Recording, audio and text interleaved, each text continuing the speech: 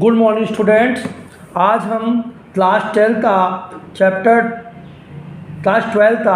Chapter 5 quantity लेके आए, quantity डिस्काउंटिटी ले आए हैं। अगर हम क्लास 12 की मैथमेटिक्स की बात करें मेरे प्यारे बच्चों, तो सबसे इम्पॉर्टेंट नहीं, बहुत इंपॉर्टेंट चैप्टर होता है डिफरेंशियल और इंटीग्रल्स। ये दो चैप्टर पे ही आपकी पूरी क्लास 12 की मैथ डिपेंड होती है। तो उसमें से एक टॉपिक है हमारे पास डिफरेंशियल, उस चैप्टर 5 से स्टार्ट होता है और उसमें क्वांटिटी के बारे में आज हम लोग डिस्कस करेंगे। क्वांटिटी और डिसक्वांटिटी क्या होती है बच्चों। क्वांटिटी का मतलब होता क्या है? लगातार। क्वांटिटी का मतलब होता है लगातार। क्वांटिटी तो मैथ में कैसे यूज़ करते हैं बात आती है। मैथमेटिक्स की क्लास 8 और क्लास 9 में आपने ग्राफ के बारे में खींचा होगा, सिंपल ग्राफ के बारे में, ठीक ना। क्लास सुनने जानती है, क्वांटिटी तो मैथमेटिक्स में यूज़ करते हैं।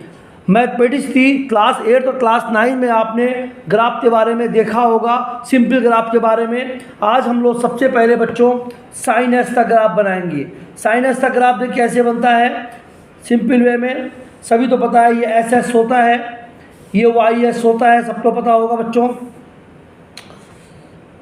ये गया ऐसे, ये गया यूं और यूं आ गया। अगर आप देखिए तो ग्राफ एक लगातार चल रहा है। जब ग्राफ लगातार चले, एक ब्रेक ना हो, तो उसे हम लोग बोलते हैं quantity graph. Clear.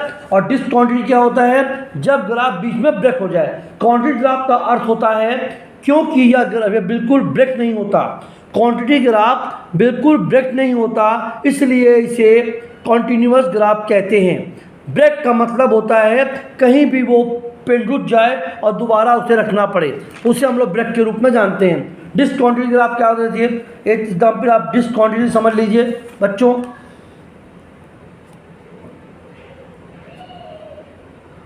Newton graph क्या होता है? मान लीजिए ये हमारे पास ग्राफ है बच्चों, ऐसे जा रहा है, यूं गया और यहाँ पर रुक गया और फिर यूं गया। ये जो ब्रेक हो रहा है ना बच्चों, तो ये ब्रेक जो हो रहा है इसी मारे डिसक्वांटिटी ग्राफ होता है। क्वांटिटी ग्राफ ब्रेक नहीं होता और डिसक्वांटिटी ग्राफ ब्रेक होता है। इस तरह के ग्राफ आप ग्राफ देखकर पहचान सकते हैं कि कौन सा ग्राफ आपका क्वांटिटी है और कौन सा ग्राफ इन क्वांटिटी है, डिसक्वांटिटी है। समझ में आया आप लोग को? एक दो एग्जाम्पल के रूप में, फंक्शन के रूप में समझाते हैं आप लोग को। जैसे सपोज करिए y बराबर दिया हुआ है एफ एस बराबर एस स्क्वायर इसका कोई ग्राफ बनाते हैं। वो एफ एस बराबर दिया एस स्क्वायर, अब सभी तो पता होगा बच्चों कि जैसे मान लो ये हमारे पास s और y, जब s बराबर 1 डालोगे तो 1 आएगा, जब s बराबर 2 डालोगे तो 4 आएगा, और जब s बराबर 3 डालोगे 9 आएगा। तो ये देखिए, ये ग्राफ पे देखिए, इसे बोलते हैं पैराबोला, अपर पैराबोला। क्या बोलोगे? अपर पैराबोला। पैराबोला के बारे में हम लोग क्लास 11 में डिस्कस ऑलरेडी पहले से कर चुके हैं। अपर पैराबोला ये हमारे पास हो गया, इसे हम लोग अपर पैराबोला बोलेंगे। तो पेन ब्रेक नहीं हो रहा है, अर्थात ये क्वांटिटी ग्राफ कहलाता है। एक और समझ लीजिए फंक्शन के रूप में, y इक्वल टू दिया है हमारे पास F S equal to mod S. Mod S, अब देखिए मॉड एस में क्या हो जाएगा बच्चों वो भी समझ लीजिए। ये s है, ये y है। अगर आपका मन s -1 डालोगे तो मॉड लगा हुआ है, तो -1 था +1 हो जाएगा। अगर आप -2 डालोगे तो +2 आ जाएगा। ये ध्यान दीजिए थोड़ा सा आपको। ये हमारे पास ऐसे खींचा, ये हमारे पास लाइन हमने खींच लिया ऐसे। अब देखिए सबसे पहले s बराबर, ये s है, ये 0,0 होता है बच्चों, ये s है, ये h डैश है, ये y है, ये y डैश है। अगर ध्यान दीजिए तो s में ये -1 यहाँ पर आएगा, क्लियर, और -2 यहाँ पर आएगा। ये -2 -1 है। y पे देखिए, y का दोनों प्लस है, ये भी +1 है और ये भी +2 है। तो यहाँ पे देखिए ये +1 आएगा, ये +2 आएगा। तो ग्राफ देखिए कुछ ये पॉइंट होंगे, फिर ये पॉइंट होंगे, क्लियर। तो इस टाइप का ग्राफ आपका जाएगा, क्लियर। इसे भी हम लोग क्वांटिटी ग्राफ भी कहेंगे। ये बीच में ब्रेक नहीं हो रहा है मेरे प्यारे बच्चों। अब अगला टॉपिक आता है डिसक्वांटिटी ग्राफ के बारे में बात करेंगे। बहुत इंपॉर्टेंट टॉपिक। डिसक्वांटिटी ग्राफ क्या होता है?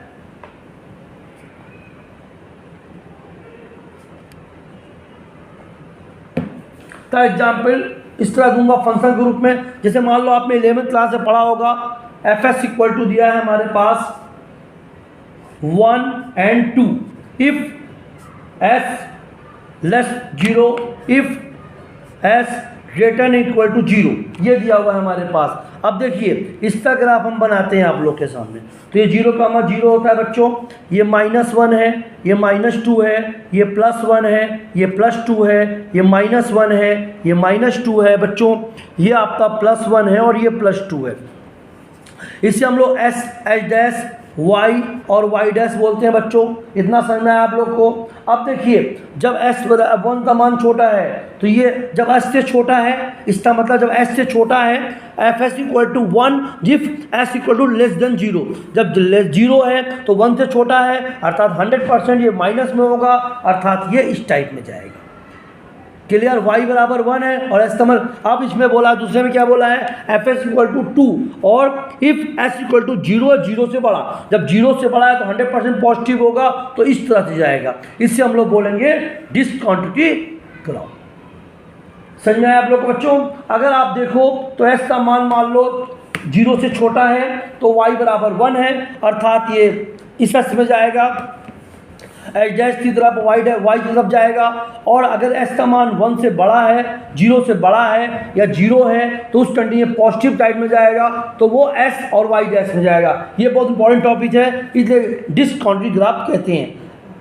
बात समझ में आई आप लोग को? अगर अब देखिए अगर एस का मान 0 से बराबर या छोटा होगा तो कंटिन्यूटी ग्राफ और वाई का मान एस दोनों के मान पर पॉजिटिव ही होगा। अब हम बात करेंगे लिमिट की। लिमिट के बारे में आप क्लास 11 में ऑलरेडी पढ़ चुके होंगे मेरे प्यारे बच्चों। लिमिट होती क्या है? लिमिट एच बिलोंग्स टू ये दिया हुआ है एफ एस, और limit y equal to 0 f y. अब y 0 दिया हुआ है तो ये हमारे पास एस। अब इसका मान 2 है, मान लो लेंथ हमारी 2 है और ये हमारे पास 3 है। तो इसका मतलब समझिए ध्यान से लाइन से बच्चों, ये 2 है हमारे पास, ये 3 है और ये 4 है, ठीक ना। तो 2 का मतलब क्या हुआ, 2 और 3 कम में, अर्थात ये कितना होगा 2.9999 या फिर 2.9 होगा। अगर 3 से ज़्यादा है मान लो तो 3.0001 या 3.1 होगा। इस तरह से लिमिट ग्राफ भी डिनोटेड हम लोग करेंगे। इसके बारे में हम लोग क्लास 7 में ऑलरेडी पढ़ चुके हैं बच्चों।